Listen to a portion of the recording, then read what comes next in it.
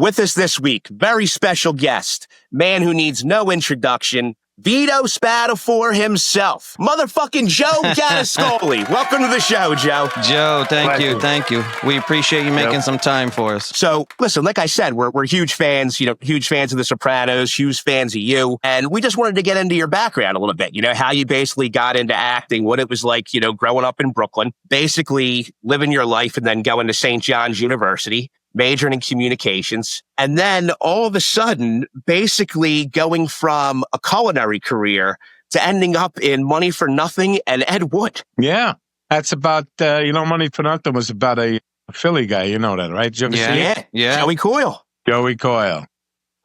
Yeah, so we're from Philadelphia. I don't know if you knew that. Yeah, I kind of got that. Yeah, you got that from the accent? A little bit. No, watching the fucking, I don't know.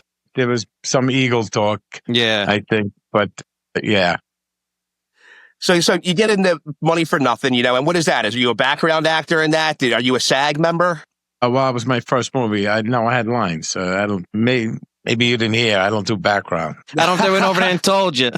That's great. So then after you're in Money for Nothing, you get to Ed Wood. And, anybody who knows anything about cinema, Ed Wood's a phenomenal film with Johnny Depp. My only scene was with Johnny Depp. Quick scene. It was a good scene. Tim Burton, the director, that was cool. And the true story about a Hollywood actor, a director that did all these B films or D films, or they were really kind of schmaltzy horror films or alien films. I don't even know what the fuck you call them. Yeah. But there were a lot of big people in that movie, so it was pretty cool. And what was it like? Were you just like, God, 6 months ago, I'm a chef, I have my own restaurant, and now I'm sitting here on the set with Tim Burton and friggin' Johnny Depp. I mean, that had to be a crazy experience. Yeah, I mean, the first movie I did was, my scene was with Michael Madsen, which was great. It's afternoon, we shot it, and maybe an hour, 2 hours, I forget. And before you know it, it's over. Yeah. No shit. How about that? I didn't realize it goes that quick. I thought it would just be like, a couple days, even for one scene. You never know. Sometimes it's, 50 takes, right? Yeah, no, it was a simple scene. I was playing a studio security guard. He comes through trying to get on the lot, and I'm checking him out. I don't believe, he's got an appointment, and, it was good. Yeah, Michael Madsen and James Gandolfini. That rings a bell. Yeah, I think we know who James is there, right? Before, yeah. So that movie's about Joey Coyle. It had to be a legend in the neighborhood. Ah, shit, he's a legend in Philly. I mean, he died early. He died at 40 years old. And he committed suicide, didn't he? Yeah, absolutely. The horrible thing is he didn't even get to spend a ton of the money. I think it was 1.2, and he ended up giving back like a little over $1 million. They recovered a little over $1 million. Yeah, it got all messed up, as usually does. But I was thinking that maybe he saw the movie and then he committed suicide. It's very possible. Not from your scenes, though, cuz. Not from your scenes. So was communications just like a general major because you weren't sure? Or you always were interested in cooking kind of early on in your life? No. First of all, lasted like 6 months in St. John's, or 9 months maybe. I don't know. I didn't last very much. School wasn't for me. Mm-hmm. And being a chef, I never wanted to be a chef. It kind of just led me to work in a restaurant. It was a French kitchen. And I liked it and wanted to do... My cooking background is French. And kicked around a few kitchens in New York. And then I wound up in New Orleans for a couple of years. And, I'm self-taught. I didn't go to school for it. So... phenomenal. Yeah, I don't like regimentation. Yeah. So same thing with acting, sort of self-taught and riding the trains in New York and watching people. Before it, now it gets you stabbed if you look at somebody. Yeah, right. Back then, you just study. I remember people and learn. I remember my first time in New York, and I saw a guy with like the marionettes, and he was doing a puppet show on the train. I thought it was the craziest thing ever. We don't have anything like that on the SEPTA trains in Philly. But the first time in New York, the train ride in New York was amazing to me as a young kid back in the 90s. Yeah, there's always like a lot of performers, but now, I don't go on the fucking train if you paid me. I haven't been on a train so long. As a matter of fact, I don't even know how to take. I'm in Long Island. I don't even know how to take the train. My daughter's going to show me. We're going to the Ranger game Sunday. Nice. Yeah, hopefully they play the Flyers. Is it the Flyer game Sunday? I don't know. I got to check. Yeah, I don't know if it's the Flyer. I forgot who it is. Yeah, I always like a Flyers-Rangers game.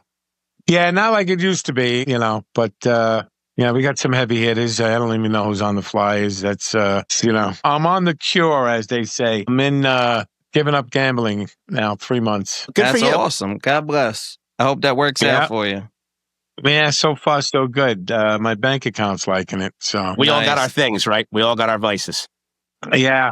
And anybody who tells you who they didn't is a fucking liar. Yeah, that was my fucking demon. Yeah. But that's how I got to be an actor. So I can't really fucking fault it, Yeah, that's awesome. Yeah, exactly. Now, we heard the story. I didn't know if you even wanted to go into that, but I knew that was a big part of you basically getting out of the restaurant business, right? You kind of were forced to, and then it got you into acting, which ended up working pretty well. Working out pretty well, right? Yeah, it's one time it did work out, actually. Yeah. The only problem is I should have said, you know what, you got by it, you got lucky, so just quit fucking gambling. But, if you're a guy that likes sports, it's hard not to, you think you could outsmart, sports, and you can outsmart the bookies, and you can't.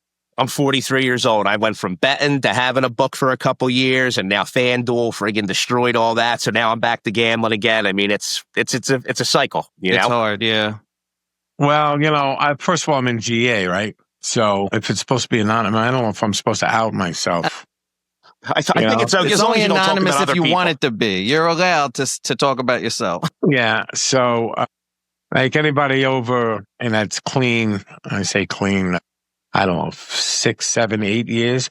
They never had to deal with the phone. And any fucking game, race, anything you can bet on is on your phone. Yeah. So first thing I did was Gamban, and I can't get to it on my phone. It's an app. That's and a great if idea. you get off it, it takes you a month. If you're a fucking degenerate, like, getting up at 5 a.m. to play Korean baseball, So I'm there. What's that? I'm there. Thankfully, I'm a guy. I'm a 50, 100-hour guy.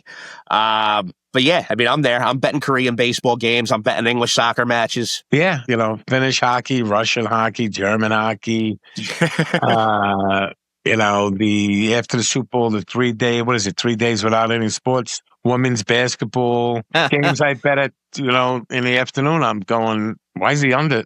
One's total so low, and you're watching it on your phone. It's bounce, bounce, bounce, miss, bounce, bounce, bounce, miss. Yeah. I go, who the fuck? And then I go, it's a fucking women's basketball bet. It's not even a sport. Yeah. And I know I'm going to get a lot of flack for that, but it's not. God. Yeah, I mean, the only difference on the street is you don't have to pay up front, right? I mean, I think that's the only advantage to still to staying away from the apps and stuff like that. But once it's in your pocket and it's connected to your bank account, I would imagine, like you're saying, it makes it so much easier. Once you go up $3-4 grand on the app, you're betting $2,000 games, and you know what I mean? Well, you could even bet over your limit, even if you have like nothing left in the bank. The bet will go through, and then you're minus the next day. Yeah. So until that catches up to you, and then if you're going heavy, from trying to play fucking catch up. 11 o'clock games, but so you say, if I hit, I'll be fucking plus or even or whatever, but it never works out. Yeah. No, it never works out. No, I'll tell you a story. I was on FanDuel once, and I had like a 1,500-hour day. Next thing you know, I'm all drunk one night playing roulette in the casino on FanDuel. And I'm so drunk, Joe, I'm literally just going, playing corners, playing sides. Yeah, I was down to like $3 in a matter of 8 minutes. It's just, it's the thrill. It's the chase. I hate to say it, but that's what it is. Yeah. You know how many times I go into, if I got something doing Jersey, or I was on my way to Philly, and then you got the casino, which now you can get on, and you can bet you can't do it in New York. And you pull over the rest stop, and then I'm there for 3, 4, 5 hours fucking on my phone, playing blackjack, playing slots, playing this, playing that. Yeah. I'm like, holy fuck, because, I got friends in South Philly, I got them on 10th and Tasca. Twin Smoke Shop. Yeah. You know what that is? Yeah. Yeah, absolutely. Yeah, Anthony Renzulli's a good friend of mine. And, Yeah, I haven't been there in a while, but I love that crew in there. I love Anthony and a lot of good guys there at Twin Smoke Shop. That's awesome. No, that's awesome. Well, I know, listen, we have like I said, we're huge Sopranos fans, so we have a ton of Sopranos related questions for you that I think you're really going to love. I know Massi has something he wants to get into. So Shoot. you start off as Gino, right? And I imagine it was just supposed to be maybe a single episode, one or two scenes.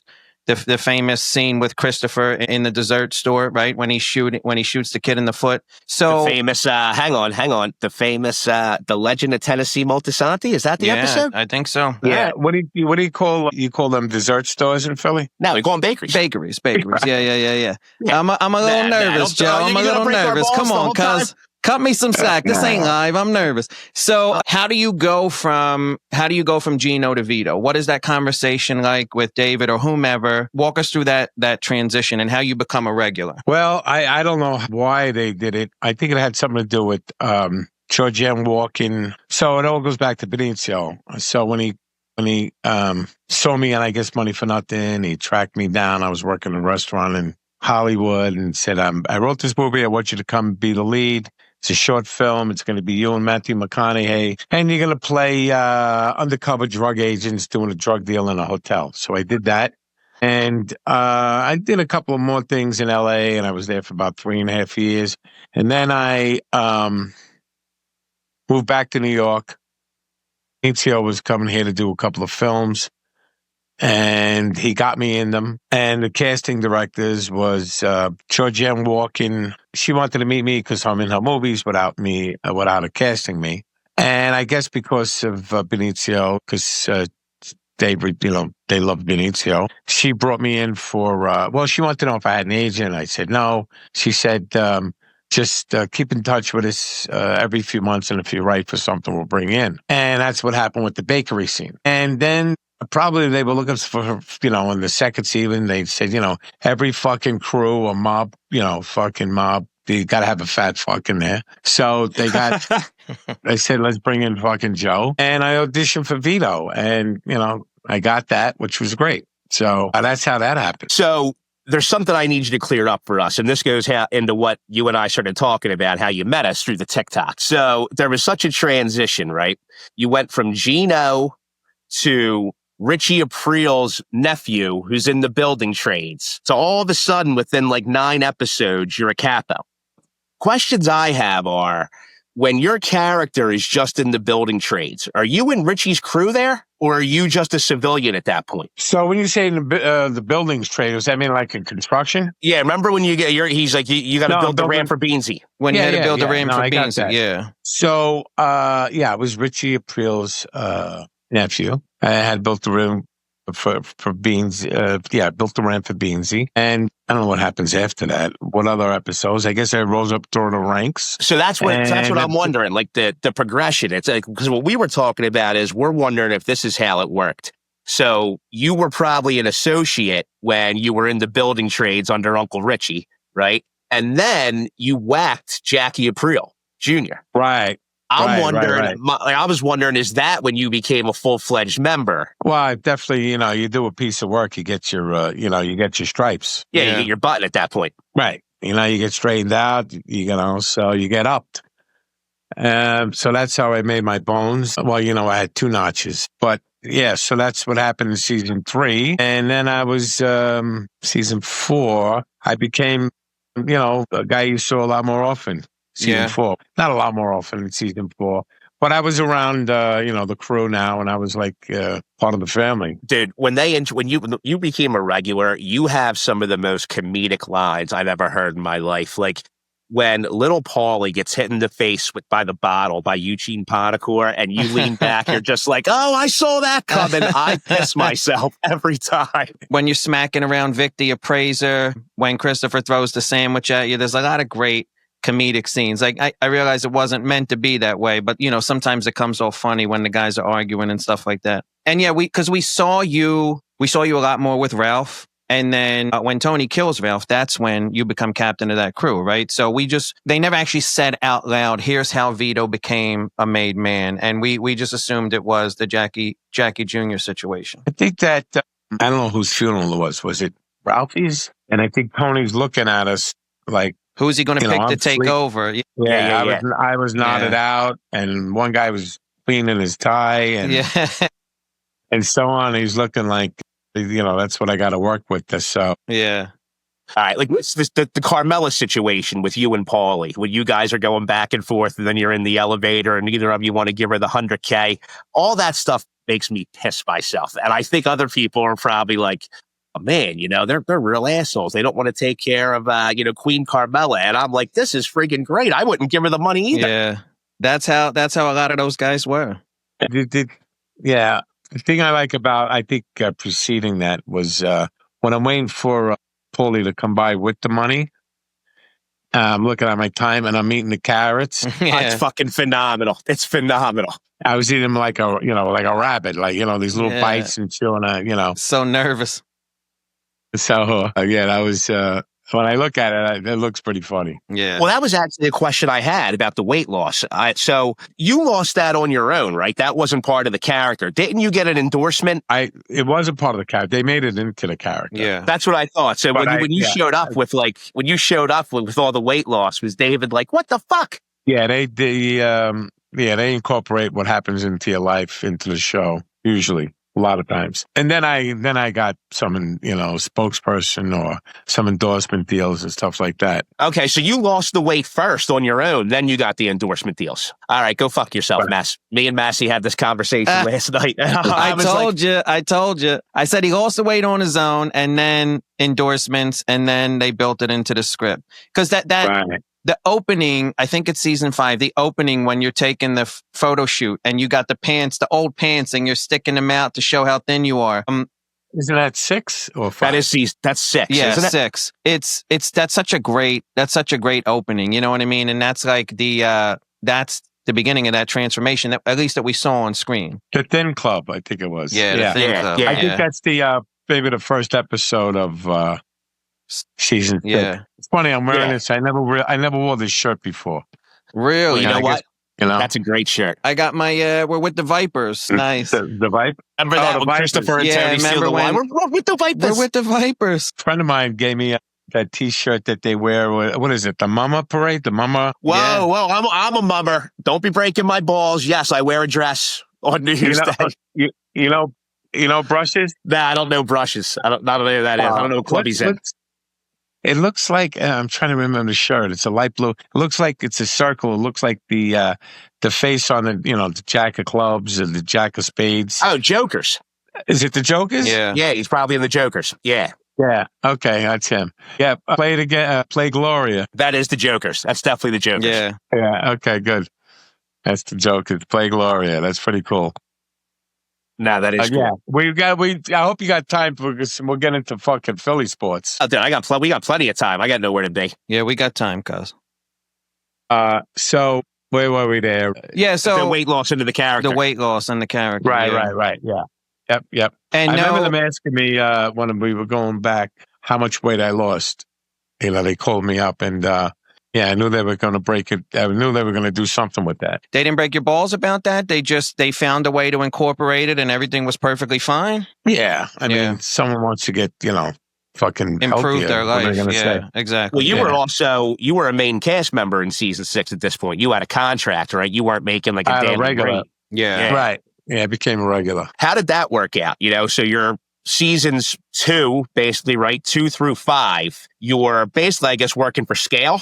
Correct? Scale, yes. Yeah. And then season 6, you become a series regular. And I mean, that's got to be kind of life changing a little bit. I mean, I'm not expecting that they paid you $300,000 an episode or anything, but it was a hell of a lot more than Scale, right? It was more than Scale. It was nice to be, you didn't make, listen, for me and I don't know who else, you didn't make a lot from HBO because it was the thrill of being on the show. Yeah. Getting paid the minimum to be on a championship team. You know what I mean? You get a ring and you're happy to be there and don't expect to make big money. So same thing. I made a lot from being on the show and being a spokesperson and, getting a book published and, so it just paid for itself in different ways. Yeah. Yeah. I mean, that's. Well, you know what? I know what paid for itself. The rat parties. The rap parties with that crew and what must have been thrown by Gandolfini must have been like, you know what? The hell that I'm working for scale. Yeah. This was all worth it just being at this goddamn party. Yeah, some were great, some were great, some were like organized, and some were it's been so long, man. Yeah. I know. 18, 20 years. Yeah, the rap parties were good, or the Christmas party, your last day working was good. Yeah. So it was fun. this actually is a great way to go into our next question. So, like you're saying, you know, you got to be a major character on literally the best television show ever made. And, you know, that pays for itself over and over again. And that stays with you for life, right? So I would imagine that it's a blessing and a curse at times, right? But you seem to carry the legacy very well. And talk a little bit about life after the show ended, after the finale, and was there an adjustment? Do you enjoy every time it comes up? You have a positive or semi-negative outlook on things nowadays? Because it's iconic, right? I mean, Joe, frankly, everybody on Earth, for the most part, unless you live under a rock, knows who Vito Spatafore is. Yeah, I don't know if they saw it to show. I don't know how big a hit I would be on the Gaza Strip. But come on, somebody over there's got to know. Because you're fucking great. I mean, I know they. I don't know if there's any buildings left, but I know they throw you off for being a homo. I don't know if they throw you off for portraying one. Yeah. Right. But I was been blessed. You know, like I say, it's been on like the 27 Yankees, the 85 Bears, you know, one of those legendary teams. And so it's been great. It opened up a lot of doors for me and helps me. You know, my life changed. And now the bottom line, because I know you guys know this, is that, right, they took my idea to make my character gay. Yep. Yeah. Right. Yeah, from the Gambino family, right? There was a book that was out. Right, called Murder Machine.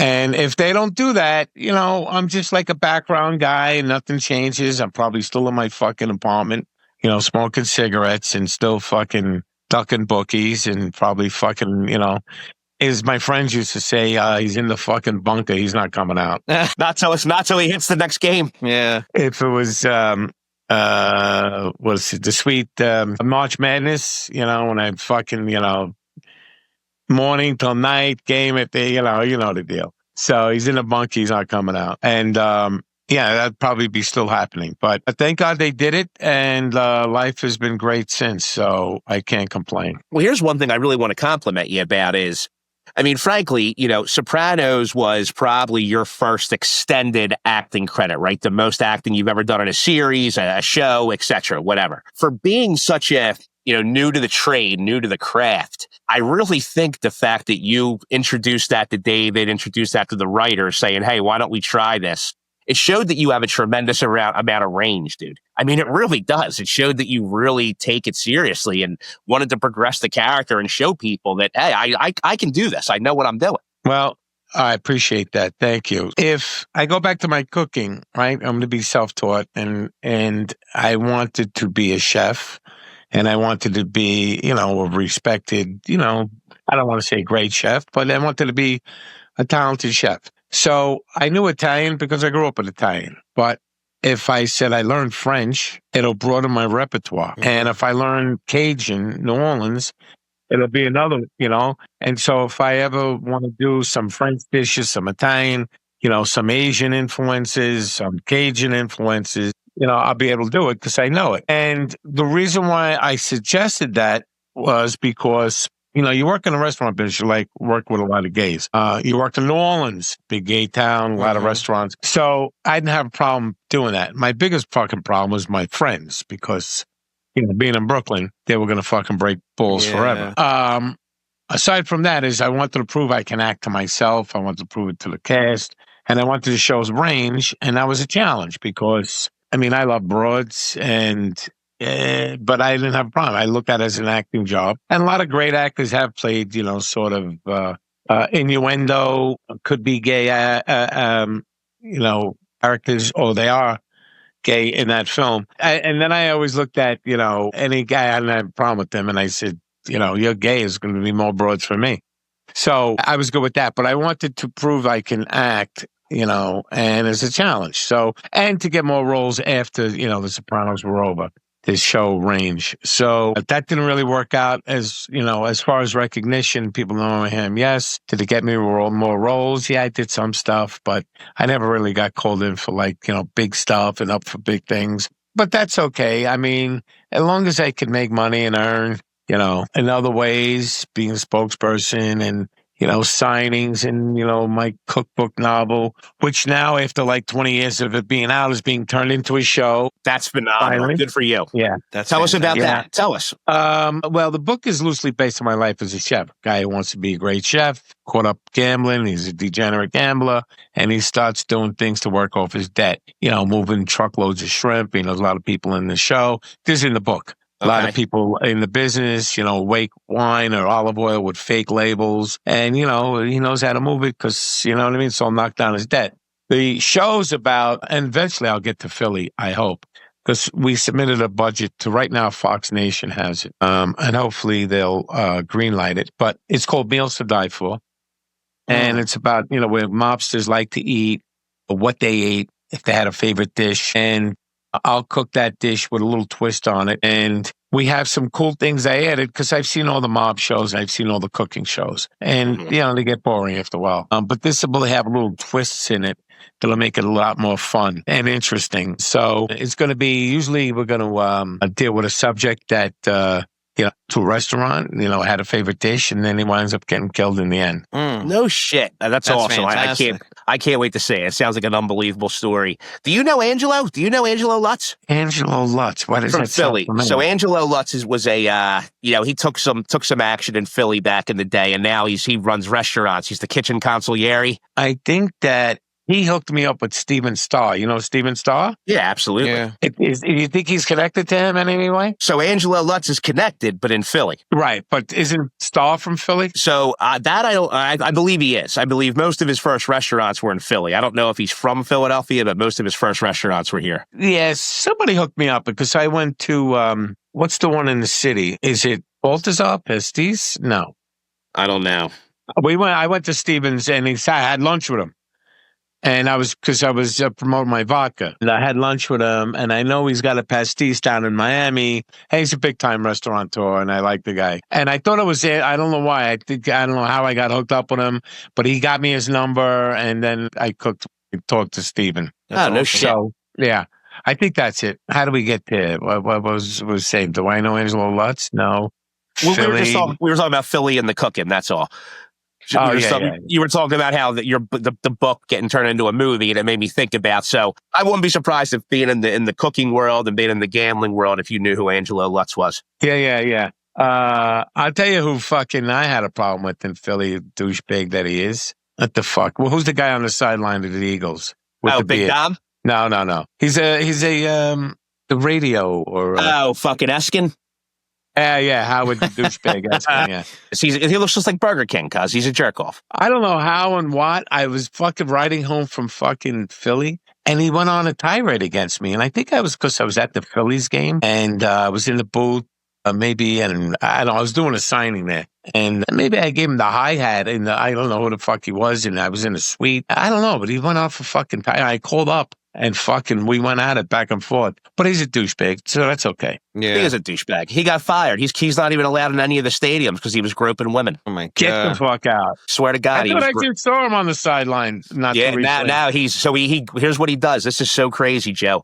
So since he's not allowed to be a sideline reporter anymore for the Eagles, they kicked him out. He gets his own ticket, which is like in the first row, and records himself, TikToks and shit. Like he's still a reporter for the Eagles in row one. Unbelievable. Now, he was grabbing guys' asses or girls? No. The story would be better if it was guys' asses, but it was girls. So it was at like the Phillies game. He was in a suite at the Phillies game, and I guess one of the hostess suites came to see him, and he's fucking grabbing her, trying to kiss her. She's like a 23-year-old girl. She's like, "Get the fuck away from me, old man." That's crazy. Yeah, well, I wouldn't say he's one of the best looking fucking guys. You know what I mean? No. I mean, they all can't look like me. I mean, what do you want me to tell you? But there is a guy, because we break each other's balls. You know him, his Italian name, name some Italian hosts. In the sports talk? Yeah, sports. Got to be Mike Missinelli. No. Mike Missinelli. And he's a You Philly know. guy? Yeah, yeah. I don't even know who else would be fucking Philly who's No not other Italian. Italian? Come on. All I think about is Mike Missinelli. Anthony Gargano. Anthony Gargano. You know what? He's not on anymore. That's why I haven't thought of it. Listen, the cuz is the man. You're right. Anthony. I am so sorry. I forgot that you were a fucking Philly sports host. So where is he? He's doing his own podcast stuff now. Like, you know, it all gets bought out to like Clear Channel and all that shit, right? So Clear Channel went through some layoffs and he got laid off. I think he's doing his own thing, podcasting and doing his own shit and doing pretty well. Okay, well, good. I like Anthony. He's a good guy. Yeah, he's a really good guy. Cuz, by the way, since we're breaking balls, we got to talk about one thing. In the scene where you do get caught in the gay bar for the first time. Yeah. You know, and I know it's like you said, it's all written in the lines. Can we talk about they had to give you a better excuse? What? It's a joke. I was here. I was here. It was a joke. That was never going to fly anyway. But, you know, they called me off guard, so I had to fucking say something. Yeah. God, it's so fucking funny. That is so funny. It is legit, though, being caught off guard that you would totally not have a great excuse. You know what I mean? But it was definitely, it's a classic line for sure. Well, here's the best part. Even if you're gay, you're straight, whatever. Like, listen, I'm just a guy trying to get fucking blown. I'm not ready to get caught off guard like this. You know what I mean? I was here. It was a joke. There was I haven't seen this fucking website, this page in a while, but every day, the guy he had that scene and it was like, Vito, the fuck you doing? Yeah. And it was, it could be me with a Santa hat on or fucking, Pride Month. It was just every day. He says, I'm going to post this scene every day. And no matter what was going on, he would change your hat. Yeah, he would change your hat, change something to make it like different. He said, I'm going to keep posting every day until I get 100,000 followers. I don't know if he did or not, but I used to see it almost every day. And now that I think about it, I haven't seen it in a while. I got to look at it. It's like DAFUQ. Vito, the fuck you doing? Yeah, so that was the line. It was pretty funny. So I hear that, Yeah. And so who was your gumad? When you went away, when you were hiding, right? You're out at the beach. You got this smoking hot tan broad with you, and obviously we all know what's going on now, but you say it's your blood sugar. I'm like, you know what? They couldn't give Joe a scene with this broad. I know there's intimacy directors and all, but like, come on. Let's kind of resembled like a young Rosie Perez, that broad. Yeah, we were rolling around in bed, and I can't get a hot on, but still, and that would have been nice. They don't like that, do they? I can't even imagine that. And again, we all know it's acting, right? That's not what it's about. You're there to do a job. But Jesus Christ, some things are just natural. What do? You got to get the hell up. Like no situation. Like if you're on set, if you were ever in one of those scenes or you saw one of those scenes, I'm just curious, what the fuck happens? Like the guy's not trying to be an asshole. He's just, it happens. Well, there's so many people around and it takes so long, and you're in bed and you're like, you're not exactly fucking carrying on. It's hard to, get a hot on.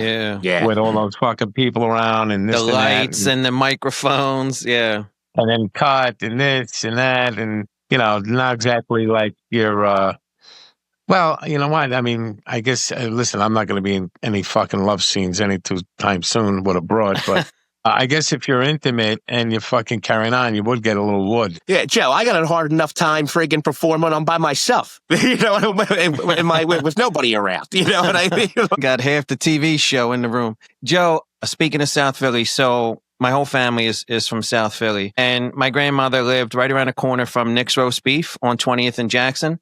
And so my last name is Massi. My uncle Dave Massi, he has a friend, Stevie Sanasuso. He's a real tall, big guy. He did a lot of background work in a ton of different movies. Like he was in Best of the Best and so on and so forth.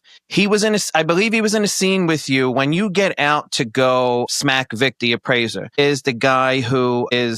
Stevie's the guy driving that vehicle, and he's the guy that jumps out and initially talks to Vic first. And I know you probably don't remember that, or he might not even have had a chance to introduce himself, but he's my uncle's friend and he's from South Philly, and he's okay. Yeah. I don't remember anybody being in a car. All I know is like they had me fucking running, and I was big. I was probably smoking. I was definitely smoking, and I was like, it was like Clemenza going up those fucking stairs with the shotgun. Yeah. You know, Remember that poor fuck? He's still at that whole point. I was like, he's gonna fucking die lung cancer trying to get up these steps. I think Coppola had a problem with that, and like he did that on purpose to him. But yeah, that's so I was like, hey, how many fucking takes we gonna do with this? I mean, come on, let's get it, because like I must have ran like 5 steps at a time, and it was like I got to do that again. That's friggin'. Did you watch The Offer, by the way? Did you watch that? The Offer? Did you see that? The Offer is the best thing I've seen in the last 10 years. It's fucking phenomenal, isn't it? It's phenomenal. I wish, because I don't watch TV and nothing really grabs my attention. You know, the usual, but now I can't get into, although people tell me I should watch The Bear. Oh, The Bear's the shit. You would love it. They say it's the most authentic kitchen drama reality show that you've ever seen. But here's the thing. Although I just saw something that Stephen Graham did where he plays a chef. And I think that's where they go, yes, chef? Yes, chef? Or is that The Bear? I don't know. That's The Bear. That's The Bear. Oh, there it is, The Bear. Okay. I'll say this. There's in a certain sense, The Sopranos isn't really about the mob, right? There's so much else going on. The Bear isn't really about cooking. Right. No, I know it's not in about the same way, yeah. Right. But The Bear is phenomenal if you have a chance. Yeah. The way it's filmed, for example, like, what's his name? Jeremy Allen White. He just did Bruce Springsteen movie. He's a phenomenal actor. He's incredible. But he went and studied kitchens. And when you watch the show, you'll see him drink out of the quart, the plastic quart. Like that's what he pours his soda in. And he was on a talk show. They were like, why do you do that? He goes, because if I didn't do that, any chef in the world would go, this show's not authentic. Yeah. Oh, 100%. Well, you don't keep glass on, you don't put glass on the line. Yeah. You know, you're cooking, right? And it was little stuff like that that makes the show so authentic. Yeah, 100%. I used to drink out of a regatta can, you know? Yellow polyo. And, you know, the fucking chef would be, not the chef, the owner would be in the kitchen. The waiter, you know, around 10:30, 11, you know, it's dying down after a busy night. And he would say, chef, some more water. But meanwhile, it was filling me up with vodka. Yeah. And I pull right into the fucking thing. You could always tell a chef or a guy who cooked, or, you know, like I catch a lot of shit now, like looking at my watch, you know, don't look at the sun. By the way, I was the only one to have an inner monologue in that scene, but don't look at your watch, you know, think about Jim sandwiches, you know, and I look at my watch. But people can tell the way I hammer a nail, the way I'm like, you know, sawing the piece of wood on the sawhorses, they could see it's, you know, I'm not a carpenter. I don't do construction. Yeah. I do design in my restaurants. So when I see a cooking scene and I see if a guy grabs a pan with a rag, the way he's holding a knife, the way he's cutting, then I go, you know, oh, he's never held a knife before. He's never done that. So I get what they're saying. You know, when they you know, they comment on like, did you see him cutting that board on the 2 sawhorses or some shit? Yeah. And I remember I fucking had a hard time hitting the nail. You know? You know what's funny? I don't even give a shit about that. What I care about is when you're going, look at the angle of the sun. 11:45. It's gotta be noon. And then you look down and it's like friggin' 20 after 10 or 10 after 9. And I'm like, I piss myself. It's just, I think if you're a fan of the show, like Massi just said, you have to realize it's not about the mob. It's actually about the characters. Yeah. A lot of people relate to that. Scene. I think everybody's done it once or twice in their life. There's no way you haven't done that in real life before. Yeah. What the hell's up with Sharippa? Well, yeah, I knew that was coming. We were close at one time. I won't get into what the beef is about. Sure.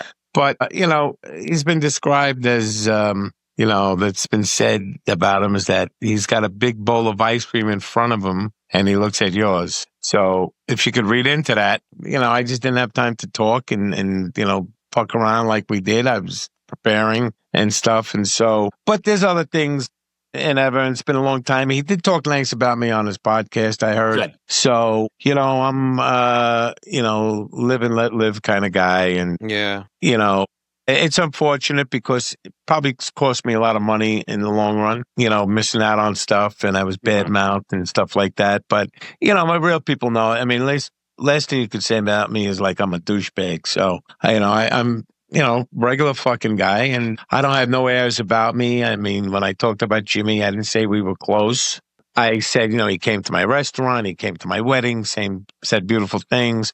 He talked to me when, you know, the homo thing came up, and he says, well, go talk to David if you're not comfortable. So those things, I mean, you know, meant a lot to me. And I've heard that, like you just brought up Jimmy. James, I've heard, obviously, we wouldn't be in a position to ever know him or know people who did know him, but you just hear incredible, incredible things all the time. And not even about the actor that he was, which we all saw, just about I've heard stories about the human being that he was. Yeah. And what did you experience there? Yeah, again, we weren't close, but just from what I understand, what I know, first of all, he was tremendous talent, right? I mean, Absolutely. the guy he was a great actor. He's a blue collar guy. Circle of friends did cross in the restaurant business because a chef I worked for when I first started also worked with Jimmy in one of the restaurants, and maybe Jimmy was bartending. I can't picture him as a waiter, so it was probably a bartender. Yeah. And he was so tremendously talented. Yeah. And gifted. And then he was a regular guy, and he was down to earth, and he was, and like we said before, we all have our demons. He was under a lot of pressure. A lot of jobs were on the thing, and he worked a lot, ton of stuff to remember. That was not easy. Yeah. And, but he was, he beat the shirt off his back. To lose a guy like that at 51 is a sad thing, Yeah. Listen, I often wonder if it was the stress. I mean, because you hear the stories about how he understood that he carried the series, right? It was such an expensive series, one, even for HBO. By HBO standards, it was a pretty expensive series, and he was the one who carried it. So from what I understand, if ratings went down or people weren't turning in, he took that personally, like that was on him. And then other people would lose their jobs. Yeah. I'm watching, I got Fox on, but this college football coach, John Beam, he died. Did you see that? No, he didn't. Did he die from Lamy? From Lamy College? Where was that? California. Lamy College is out in California. He was the coach. And that's the thing I'm still trying to find out. Was it a player? Was it just some guy who came on campus? This is a horrible thing. This guy was a really, really phenomenal person. Yeah. I don't know if it was crossfire or what. Oh, someone targeted him. That's a shame. Yeah, it is. Yeah. Oh, listen, all I care about is that the Washington Commanders, that the government doesn't have any effect on the Commanders. Let the Commanders be ran the way they should be run now that Daniel Snyder's out of there. Who's that guy? The guy from Michigan State. No. I hated Daniel Snyder so much that, really? Dude, Daniel Snyder, I mean, he ran that as a business guy. If you think about it, the stadium's in shambles, right? He collected a ton of... I don't care what goes with any other team except the Giants. I don't care. I mean, the Eagles and the Cowboys is the ones I care. The Commanders, I hate them. I call them the Skins. You hate the Cowboys and the Giants. You don't really mind the Skins. They get a pass unless you hate the Skins too. Yeah, the only Eagles and the Cowboys are the only ones I hate. Well, here's what's crazy. I don't know why, and I've been a Philadelphia Eagles fan my whole life. Why isn't the hatred towards the fucking Giants? Why is it that we hate the Cowboys when they're friggin' 1,800 miles away? Why isn't the rivalry the Giants? Yeah, because why isn't the rivalry the Giants? Yeah. It should be, everybody's like, fuck Dallas, fuck this. It should be, in New York, it should be fuck Philly, and it should be fuck the Giants. No, because back in the late 60s, early 70s, I think, Giants sucked. The Eagles were never really there. I had a couple of good runs in 80 with Jaworski. But the Cowboys were always fucking, they all get up at the offensive line, then get into the 3-point stands. They had the cheerleaders. They had, they were a glamorous team. They had fucking Staubach and then, the great receivers. And so they were always right there. They won 3 in a row in the 80s. They won a few in the 70s and 80s. I mean, what did they won? 6? So they were a fucking team. And have they won a playoff game in 25 years now? Did they finally win one? I can't remember. Have they won one finally? Who? Cowboys? Well, I thought they won a playoff game in 19 years, some crazy number. Oh, I don't know. I mean, but they have I was in LA living 92, 3 and 4 for the 3 in a row, which sucked. Yeah, so that's why I figured, plus they're America's team and they were the team to hate. Yeah. So that's what I figure. So here's a question for you. Do you remember where you were on 2 different Philadelphia Eagles Giants occasions? Hold on. Yeah, what? Deshaun Jackson. So Deshaun and the first one. Come on. Do you remember where you were when Brian Yeah. Dawkins. Or not Brian Dawkins, Brian Westbrook. Oh, no. I remember fucking Herm Edwards. No, so I remember Herm Edwards, but so there have been 3 miracles at the Meadowlands with the Eagles. Right. There was Herm Edwards. Then there was, remember Brian Westbrook? They won the division that day, kicked the 2 punt returns to win the division against the Giants. And then the one, I'll tell you what, I don't know what that punter's doing now. He is definitely either bartending somewhere or selling cars. I thought Matt Dodge. Was that who it was? Matt Dodge? I thought Kaufman was going to friggin' grab him by the throat and bury him right there. I will never forget that day. I had a fucking house full of people, and I left the house, and my wife's calling me, "Where the fuck are you? Who are these people in the house? Why aren't you here?" Yes, because I cooked that day, and there was a fucking mess. And I go, "I'm not coming home. I'm not listening to them. I'm just like, leave me alone." And I didn't even bet the fucking game. I was just fucking, those are the bet they like Flipper Anderson, if you remember, with the Rams. I ran right into the tunnel. Those things always bad seems happening with the Giants. So I got a crazy story for you. I didn't say it.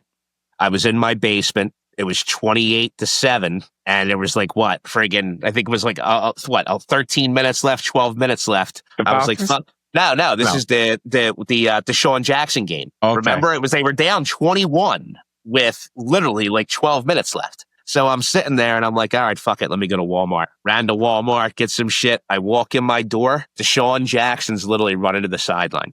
I'm like, what the fuck? What happened? Never even saw it. One of the greatest moments in Eagles history. Never even saw it. Yeah, and I was surprised no one picked up because he had a big leg, fucking Matt Dodge. But I thought another team would have, Well, Joe, we can agree now. He had the IQ of a fucking squirrel. Yeah, I mean, maybe it got away from him. Maybe he didn't hear it. Maybe who the fuck knows? But that's one of the big lead against the 49ers playoff game with Shockey and Sean Williams getting a fucking personal.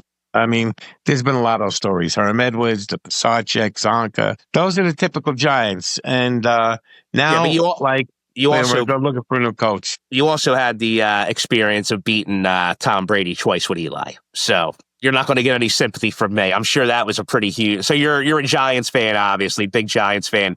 Are you Yankees or are you Mets? No, I'm Yankees, Giants, Rangers, Knicks. Yankees, Giants, Rangers, Knicks. Okay. The classics. You like rooting for that team that just, like the Dodgers buys World Series, do you? I don't care. I don't like the Blue Jays. Want to see normally, right? The team that beats you want to see win. Yeah, exactly. Right? You lost to the best, but the Blue Jays were like disrespectful in the Yankees Stadium. I don't like the way they carried themselves, so I said fuck them, and so I was glad they lost. Steinbrenner used to do the same thing. Buy what he can. I don't know how the fuck they do it. Deferred money, bro. Like, how do you feel about this deferred money? Like, I have no problem that the fact that there's no salary cap, right? But listen, you want to fucking pay to win, you got to be able to do it within those confines, within that year's revenue. I don't want to hear that, I signed Shohei for $700 million, but for the 10 years that he's actually on the team, he only makes 10. And then the other 690 gets paid throughout his lifetime. Like, how is that fair? Yeah, I hear you. I don't know. What's the difference? You're still ending up with 700 at the end of the decade. Remember, because baseball, it's all about markets. So, Joe, you're going to love this. So Massey's my best friend in the world. Been friends since we were 12 years old. I'm a huge sports guy, as you can tell. On our 7-man group chat with our Southwest Philly friends, we're always like, yo, Mass, by the way, hockey's on tonight. It's 30-love. And he's like, oh, great. He's like, because listen, I'm not interested in any sports or politics. So I'm just listening to you guys go back and forth. But yeah, I had to. Hi. Hello. Hey, how are you? I'm on a Zoom. Hi, nice to meet you. You as well. Friends, I'm doing a podcast. She got home from school. Mine did as well. Yeah, mine. Yeah, everybody's. Yeah. Yeah, they got home at 3. She got home at 4, but she goes to take a bus home. Oh, that's awesome. So do me a favor. One thing I definitely want to do, since you gave us so much time, you talked about that. We already talked about that your novel is hopefully getting picked up. I want to talk about the High Rise series, right? Isn't that something you've been working on lately? The what series? A High Rise series? Aren't you in like some High Rise? It's on your IMDb. High Rise? Yeah, High Rise 4. I watched you in it yesterday, Joe. So like you're doing, it looks like it's maybe some short films or independent films. Who's it by? recently? It's a black and white short. It's 20 minutes long. You were in the opening scene of part 4. We're going to find out somebody's using them for AI and not friggin' paying them his royalties. No, I think, what is it? I mean, because I haven't been on IMDb in a long time. My card was defrauded. They sent me a new one, and I can't figure out how to get back on and put my new card in. There you go, So Joe. they might. He put it on the screen, actually. High Rise 4. Oh, who's that? Look at like the producer or the director. Is it something Quinn? John Robert Quinn. Yeah, that's it. Right. Yeah. Huh. And it says you're currently working on part 5 now. That wasn't you. They put you in there without. No, I think I did it. I think I did it remotely. I think I did voice. I did voice. You see me? I don't even know. I was gonna ask you. It looks like you're on a fake background. You can tell that your body is there, and they got you on camera, but there's a CG background behind you. Yeah, I think that's how they did it. Joe, Yeah, listen, if you didn't give approval, I will gladly go collect. I just need 10%. Yeah, no, I know I got paid for it, and I got paid, and the guy even sent me a watch. He said there was going to be, I said, let me actually work instead of doing it by, but who knows? Yeah, that's probably it. I haven't checked that my IMDb in a long time. Yeah. So what's going on now? You have, you're not done acting, right? I mean, you're still interested if the right thing comes across the table? The right thing, it could be the wrong thing. I mean, if it's not total garbage, but. Yeah. I always have. I'm just waiting on the series. That's what I want to do. You're working on the series, yeah. You have a vodka? I have the vodka. That's going great. I cook. What's the vodka called, Joe? Rocca Vodka. ROCAVAKA. I'm a brand ambassador. Dee Snider from Twisted Sister, Lennox Lewis, the heavyweight champ. We're all brand ambassadors. So I cook with it. I make penny vodka. I do mine differently, which, of course, and you actually taste the vodka. And what else I got going on? Is it a potato vodka, Joe? Because I know that's huge right now. No, it's made from grapes, actually. Made from grapes. Okay. So it's ultra smooth, and it's delicious. So I got a great story for you. So I've been married to my wife now for 16 years. We've been together for 20. The first year I'm dating her. So my wife is one of the first people, and she's actually the first person in her family born here in the U.S. They're all from Italy. She's first generation. My father used to own a restaurant called La Veranda down in Philadelphia. Unbelievable restaurant. And we went to Italy for a wedding for 10 days. Where is that? La Veranda's on Delaware Avenue. All the blue awnings, La Veranda. And your last name is? My last name's Bain. I'm Irish as hell. Oh, okay. I see Bob Bain. Now I see both your names came up. Okay. Yeah, my wife's maiden name. My wife's maiden name's Cardillo. My wife's maiden name's Cardillo. Cardillo. Oh, that's your father-in-law. That's my father-in-law. So who owned the restaurant? My father-in-law. What was his first name? Joe and Tony. Tony Cardillo. Why do I know that name? Why do I know that? So Tony and Joe were the owners. Tony took care of front of the house. Joe was back of the house. Tony kind of looked like the Joker a little bit. Yeah. What years did they have it, Bob? So we got married in 2009. They probably had it from 2006, I want to say, to like 2013, maybe. And is it still named that, or is it gone? It is still named La Veranda. The name is actually a huge part of the brand, but they did sell it. They sold it, 10 years ago. Yeah, I don't know. I might have it confused. I know somebody that maybe Renzulli, when he had his, you guys would go to the Big Smoke or the his Let My People Smoke? No, are you cigar guys? I'm not a cigar guy. I'm a weed guy. Oh, no. Okay. I thought he used to host it. I can't remember his name. All right. Doesn't matter. No, we went over to Italy, and it was unbelievable. I mean, I can't even imagine living there all the time. So being Irish, so we get there, and we were in Sant'Andrea del Pizzone is the town that my in-laws lived in. And basically, it's, let's say, 30 miles north of Naples, right? 10 miles east of Pompeii. Okay. So that means it's like 70 miles south of Rome. So every day I come outside, and I'm a friggin' Irish guy, right? Come outside and have my cup of coffee, and Vesuvius is staring me right in the face. Okay. The day we get there, talking about grapes, that's where I'm going. So the time change, we leave at 6 at night. We fly in, we get there 8 in the morning. Obviously, big Italian welcome, lunch, noon. Now, I've been up for like 20 hours at this point. So I go to bed at 1 o'clock and wake up at like 11 at night. And I'm like, fuck, what am I going to do? So I walk downstairs and my wife, my girlfriend at the time, all of her uncles and her cousins are sitting there at the kitchen table. They don't speak a word of English. They thought because I was Irish, I wear a kilt like a Scottish guy. Right? So for the first time in my life, I start saying, I'm like, I can't sleep. I'm going, can't sleep. He's like, got me grappa. First time in my life I had grappa, and it was from Italy. It was in Italy. I took 3 shots of that shit, sat there for 4 minutes, and I'm a drinker. Sat there for 4 minutes. I was like, good night, boys. Yeah. Yeah, grappa is kind of a little harsh. People say that the vodka reminds them of grappa because of the grapes, but it's very smooth. And grappa is made from like the vines of the grapes, I think, because, Italians don't like to waste anything.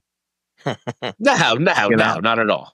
Why would you waste anything? Everything has some taste, brother. Yeah, knocks you right out. That's good. That's good. If you could turn that into a pill, you'd have something there. So here's an Italian question for you. So Massi and I are an interesting dynamic. It's part of being from Philadelphia, right? Different neighborhoods, different cultures. He's 100% Italian. I'm Irish. I've seen some crazy shit in his Italian house. And one of the things I've seen is this motherfucker eats the salad last, which I understand, cleaning the palate. But then he puts sauce on it. We call it gravy around here, Joe. I don't know what you guys do over there in Long Island. Go to Italy and ask for gravy. They look at you like you're nuts. Do you put gravy on your salad? Yeah. So the both of you. Look at you. Come on. No. We got somebody here. Yeah. So that's the big, gravy sauce. I've always been a sauce guy. I never call it gravy. Again, all right, for Thanksgiving, you want some gravy with the mash? Yeah. Yeah. So now, what about on the salad? What about on the salad? Yeah, but Moderano made a name out of serving the meatball with the salad. And so, of course, sauce is going to get on the salad. Mm-hmm. And then you wind up having, some sauce on your salad because that's a big thing. And I'm not a meatball guy. And so we never had that growing up, meatball and salad on the same plate. And Europeans like to eat their salad after their dinner. Yep. Now, I'm talking about a ladle, though, Joe. Yeah. This guy gets a ladle full of the sauce. What? It drips it on the sandwich. Nah, come on. Yeah. I use it like dressing. Will you help this guy? Will you help him, Joe? He's giving the Italians a bad name. No. Is it the salad is dressed with salad dressing and then the vinegar? No. It's no dressing, and then you put gravy on it. Take a snap of that picture. I'm telling you, cuz it's fantastic. And then put the Logadell cheese on top of that, and I eat the salad like that. That's how I eat it. So is that is it iceberg lettuce? Yeah. Or romaine, or not the spring mix? Or, no, not the. You can't do the spring mix, and you can't have any crazy ingredients in it like raisins and walnuts and shit. It's traditional salad, little carrot, little croutons, and that's about it. And then hit it with one ladle of gravy and some cheese. Yeah. Of course, cheese. I can't eat, pasta without, except linguine and clams. I won't allow it. Yeah. As a chef, I don't know how you can put these tastes together. Well, I mean, but I'm not digging the that I've never actually seen, and I'd be like, that I wouldn't try because nice cold, crisp lettuce, and then you get with the hot warm sauce. Yeah, with the warm gravy. Yeah. Yeah. All right. I'm well. And some people make an egg dish and cook it in sauce, and that to me doesn't like. I wouldn't know if I would like that too, but that's like a big dish too. Oh, here's another thing. I put gravy on marinara. I put marinara on an omelet before. Marinara. Yeah, the marinara. So here's the other thing. My mother-in-law, again, she's they're all first person born here. She puts eggs in her peas, scrambled eggs in the peas. You ever seen this? I never heard of that before. No. The vegetable peas. There's scrambled eggs. Scrambled eggs with peas. Little pieces of scrambled eggs in the peas. Is that a thing? Wait. So at dinner, you have a serving bowl full of peas, the vegetable peas, and there's little shreds of scrambled egg in them. Yeah. Well, it's probably a peasant thing to give yourself a little protein, I guess, I like that. I mean, peas, with onions, ham, and then you add a little cream and you got a pasta dish. That's the famous. Or, shells and peas, that's a thing. I'm not a pea guy, Now you don't like peas? Nah, I'm not a pea guy. I mean, I eat almost every vegetable. Peas never grabbed me. Now, I did make a dish. I was trying to like it. You puree half and cook the shells, with the peas. And I said, oh, maybe this will taste good. And I kill it with cheese. And I said, peas are good for you, so I'll eat it that way. Cuz, by the way, I know we're talking about the food, but I want to get this question in. What was it like to be on set with, and besides being smoking hot, I heard she's an incredible person, Dre De Matteo. I heard she's actually she's aces. Yeah, now, so my scenes, weren't with her. I didn't have any with Melfi. I didn't have any with her. I had one scene with Carmela. I had very little with Jamie Lynn. Yeah. So I don't have any scenes with her. I never worked with her. Well, here's the worst part, cuz I don't know if you realize this. Do you remember the scene where you said, hey, listen, when Christopher was in rehab, she was calling me every day? Yeah, well, it was this close. But then you kind of find out that, aren't you related to her? If you're related to Uncle Richie and she's related to Uncle Richie. That was kind of a little mix up in I don't think the storyline. Was she related to Richie Aprile? Remember Richie when he gets released from jail, she drops him off at Beansy's Pizzeria and she says goodbye, Uncle Rich. And then the next day, Tony and Richie are sitting down at the table and Christopher gets introduced to him for the first time. And he's yelling at him for beating his niece. And he's like, you give her your last name. It's none of my business. Wow. But when moments before you and the other guy go knock on Mrs. Gator's door to build the ramp, Silvio, Phil, and Paulie are telling him, you have to build this ramp and call your nephew Vito. He's in the building trades. You know what I mean? So that was something we always were curious about. You two were technically both related to Richie. Yeah. Well, maybe that's because me and Andrew, we were this close, but it couldn't happen. Maybe. Well, here's the other thing, dude. You could have been related on different sides, right? Yeah. Richie wasn't married, though. He was too busy thinking about Janice for 15 years in the can. That's one of the greatest lines I've ever heard. He's There's men in the can. There's men in the can. Better look into my sister. You're thinking about my sister in the can for 15 years? Grabbing hand jobs on my mother's couch. The guy who helped me build that ramp was the guy that Mustang Sally beat up, my brother. Yeah. He was in the crew. He wasn't an actor. He was part of the crew. Well, you know what's funny? That's another character, by the way. So Mustang Sally's girlfriend, who was that? Tina Paz or something? Wasn't that her name? So she went from being like a hooker to then she became Adriana's friend. Remember at the Lollipop, where she was wearing the fox coat. She was going out with Paulie Gualtieri. Oh. With Paulie Is that Tina Paz? Yeah, that was Tina Paz. So she goes up to your brother or whoever, the character, and is like, hey, can you give me a ride up to the point? Well, I'm not from New York, but we all know what the point is in the Bronx, right? Yeah. And that's where she was going. And then a couple episodes later, all of a sudden, she's in the leather pants with the white fox coat. And she's telling Christopher, she's like, well, I have to wear fur outside on account of being bare everywhere else. Yeah. Wow. Yeah, it's just so much I don't remember. It's been a while since the only time I really watch it is when I'm doing a cooking at someone's house party and they have it on. And then I stop to look and start reminiscing. And usually it's season 6 that they're playing. So I know one of the things you definitely remember is the finale. Now, your character was killed before that final script came out. So I'm not sure you got to read that script ahead of it being filmed. But where were you the first time you saw the finale? And what was your reaction? I was in Anthony Ronzulli's house. Really? Watching it with 20 guys. Nice. And we all said, you got to be kidding me. Before your TV went out. And we were freaking out. And then after 30 seconds, the credits started coming up. And we were like, holy God, that was great. You had no idea? No. Okay, yeah. Because I assume character died early enough, you might not have gotten to see that script. I didn't see the script. Yeah, I didn't see the script. I didn't know what was happening. I didn't know what happened at all in the second part of the second season. Yeah. The last B, season. right? They released an A and a B. I remember that, yeah. Right. I thought my TV broke. I ran into the other room and then So did everybody. as the credits start rolling, they're like, "Come back in." It's that was intentional. In the whole country. In the whole country, that's what we all thought. Yeah. So tell us about the catering business. The catering, started off as doing it for a friend who posted pictures. It was her husband's birthday, big fan, and it caught on. Like, my husband would love that. How to get in touch with him. And I've done over 100 of these parties. I have a minimum of 16 people, up to 50. My menus, I have a couple of different menus. They all get about 20 different appetizers, and depending on the menu, they get a pasta course and then the entree. But if they're ordering a chicken parm, it's with the pasta. If they want the filet mignon or lamb chops or vinegar peppers, that's a separate pasta cost.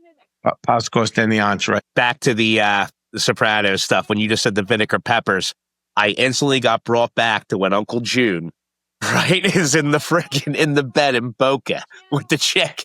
And he's like, hand me those vinegar peppers over there. He's like, sorry, Cash. Well, I made that for Johnny cakes. You cooked them, peppers. Pasta badon, pasta and potatoes, right? Yeah. Pasta badon. So you're doing a catering tomorrow, you said? Yeah. That's 140 up to 190 a person. I shop for the food. They pay for that. They pay my assistant. I'm there about 10 hours. I tell my story, which is kind of unique being on the show. I do a Q&A, take pictures of everybody. I did do a guy in Philly, actually, not too long. Well, maybe last year. He had a pretty cool house. It's like, but I parked, he had private parking, parked it right into like this condo. In the city? That's few and far between in South Philly. Yeah, it was. You sure he wasn't like Villanova or like some of the because we have some pretty wealthy suburbs like right outside of. Yeah, it wasn't like a suburb. It was right off. It was somewhere in the city.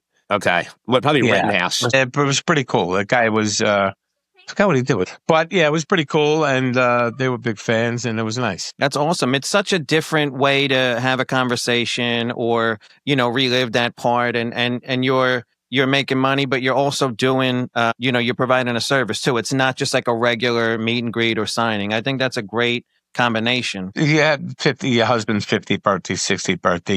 He's a big fan. The people are coming to big fans. It's really unique. Is it like, it's not cheap. At the end of the day, if it's like 20 people, it's going to be about 4,000 or 5,000.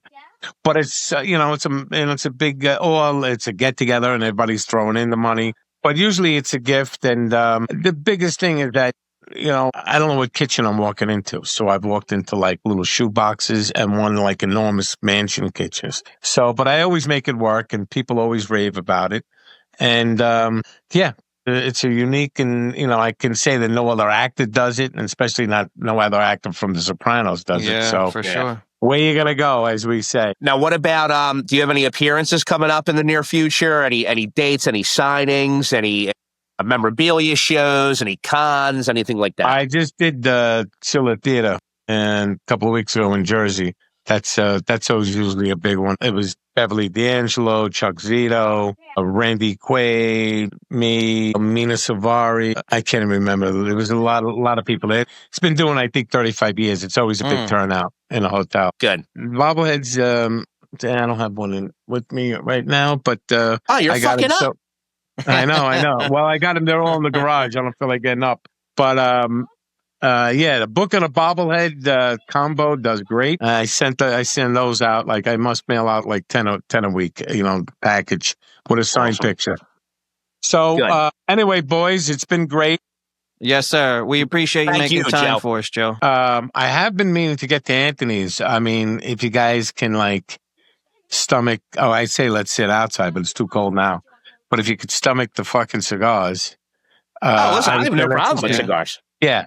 I would say let's just hang out at Anthony's. And so I keep saying I'm going to wind up and get there one day. Yeah, let us know. Let us know. But It's on us. Will. It's on us. Seriously. We would love to hang out with you. We consider you a friend of the show, and we can't thank you enough for your time, buddy. And we are definitely going to plug all your upcoming stuff. We really appreciate it. All Thank right, you, guys. Joe. Well, listen, have a great holiday. May the fucking Eagles finish 7-10.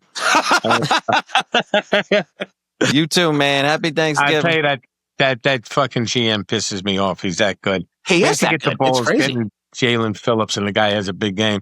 Thank God that Alexander retired because that'd have been too much to stomach. I know. can't take this guy, this fucking Howie Road. How about the fucking Patriots? They're I 9-2 again. Like, it's so fucking I know. crazy.